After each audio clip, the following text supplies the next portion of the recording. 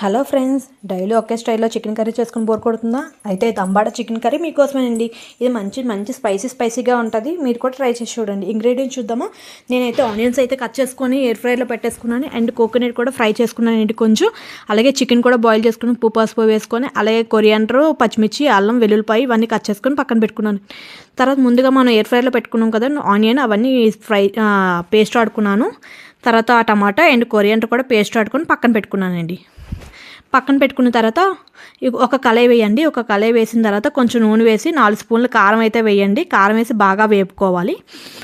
బాగా వేపుకున్న తర్వాత ముందుగా ఆడుకున్నాం కదండి ఆనియన్ పేస్ట్, ఇదైతే వేసుకొని బాగా వేపుకోవాలి. ఇది కూడా బాగా వేపుకొని నూనె కూడా పైకి తేలాలండి. దీనికి నూనె పైకి తేలినంత వరకు వేసుకొని నేనైతే రుచికి టేస్ట్ కోసం అయితే చిన్న సాల్ట్ అయితే యాడ్ చేస్తున్నాను.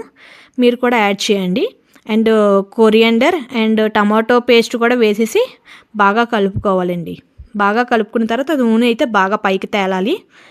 పైకి తేలిన తర్వాత మనం ముందుగా బాయిల్ చేసుకున్న చికెన్ అయితే వాటర్తో సహా వేసియండి. వేసిన తర్వాత బాగా కలుపుకోవాలండి. ములిగినంత వరకు ఇవి చికెన్ ములిగినంత వరకు బాగా కలపండి. కలిపిన తర్వాత గరం మసాలా అయితే యాడ్ చేయండి. కొంచెం గరం మసాలా యాడ్ చేసి కొంచెం నూనె పైకి తేలినంత వరకు బాయిల్ అవనివ్వండి. తర్వాత మన తంబాడ చికెన్ కర్రీ రెడీ అయిపోయింది. ఇది మంచి స్పైసీగా ఉంటుంది. మీరు కూడా ట్రై చేసి చూడండి, చాలా బాగుంటుంది. ఇది కొల్హాపూర్లో చాలా ఫేమస్ అండి. మరిన్ని అప్డేట్స్ కోసం మా ఛానల్ సబ్స్క్రైబ్